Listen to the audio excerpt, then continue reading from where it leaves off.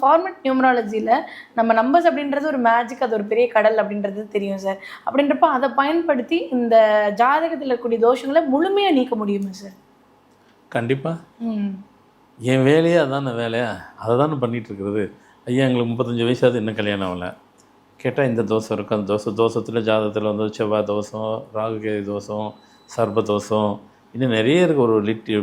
ஒரு லிஸ்ட்டே இருக்குது. இதில் நிறைய தோஷம் அப்படின்னு ஒன்று முதல்ல தோஷம்னு ஒன்று இருக்கா இல்லையா அப்படின்னாக்கா, தோஷங்கள்ன்றது நான் பொதுவாக சொல்கிறது அதுதான். பியூர் மனுஷன் யாருமே கிடையாது. பியூர் தங்கம் எப்படி கிடையாதோ, இப்போ நீங்கள் தங்கம் போட்டிருப்பீங்க, அது பியூரெலாம் செஞ்சுருக்காங்கன்னு நினைக்கிறீங்க? பியூர் தங்கம் செய்யவே முடியாது. பியூராக ஒரு தங்கத்தை எடுத்துகிட்டு நாங்கள் சரி கோல்டு ஸ்மித்து அதை எந்த பொருளையும் செய்ய முடியாது, அது செய்ய வராது அது. அதனால் வந்துட்டு அதேமாரி மனுஷனும் பியூர் கிடையாது தோஷம் இல்லாமல். ஏதோ ஒரு தோஷம் இருக்கத்தான் செய்யும். எனக்கு தெரிஞ்ச வரைக்கும் செவ்வாய் தோஷம்னு ஒன்று இருக்கான்னு பார்த்தா அது இல்லவே இல்லை. ஆனால் பெரும்பாலும் வந்து செவ்வாய் தோஷத்தினால தான் திருமண தடைன்றது பெரிய காரணமாக சொல்கிறாங்க சார். பொண்ணுக்கு செவ்வாய் தோஷம் இருக்கா, அந்த பொண்ணு வேண்டாம் அப்படின்னு உடனே ரிஜெக்ட் பண்ணுறதுக்கு காரணம் இதாக தானே சொல்கிறாங்க. நம்ம 9ஆம் தேதி பிறந்தா அவங்களுக்கு செவ்வாய் தோஷம்ன்றாங்க. ஏன்னா ஜாதகத்தில் 9ஆம் நம்பர் வந்து செவ்வாயை குறிக்கும், அதனால் சொல்லிடுவாங்க. இன்றைக்கி உலக நம்பரில் பெரிய பெரிய இண்டஸ்ட்ரியெலாம் பார்த்தீங்கன்னா 9ஆம் நம்பர் தான். அப்போ செவ்வாய் தோசை இருக்கிறவங்க எப்படி ஜெயிச்சாங்க? அவங்க தான் தோசை இருக்க எப்படி ஜெயிச்சாங்க? சிம்பிள். நீங்கள் 9ஆம் தேதி பிறந்து உங்களுக்கு ஆப்போசிட் நம்பர், அதாவது 2ஆம் நம்பர் இருக்குதுன்னு வைங்களேன், எதுவுமே நடக்காது.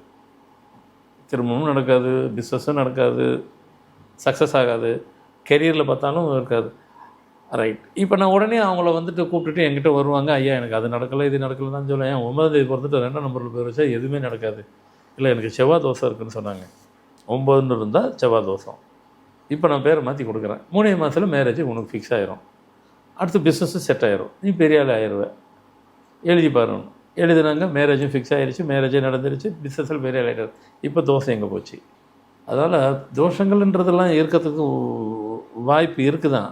ஆனால் என்னை பொறுத்த வரைக்கும் இந்த கான்செப்டில் எனக்கு அதில் செய்கிறதுக்கும் வாய்ப்பு நிறையா இருக்குது, அதை எடுத்துடுறதுக்கும் வாய்ப்பு நிறையா இருக்குது. செவ்வாய் தோஷங்கிறது ஒன்று இருக்கிறதுக்கு எனக்கு இல்லைங்கிற மாதிரி தான் தோணுது. இப்போ ஏன்னா இப்போ அவ்வளோ இமேஜின் பண்ண முடியாத அளவுக்கு பெரிய சக்ஸஸ், முடியவே முடியாதது போய் ஒரு நம்பர் அப்படி தட்டி அப்படி தூக்குதுன்னு சொன்னாக்கா அப்போ அந்த தோஷம் ஒன்று இல்லை தான்.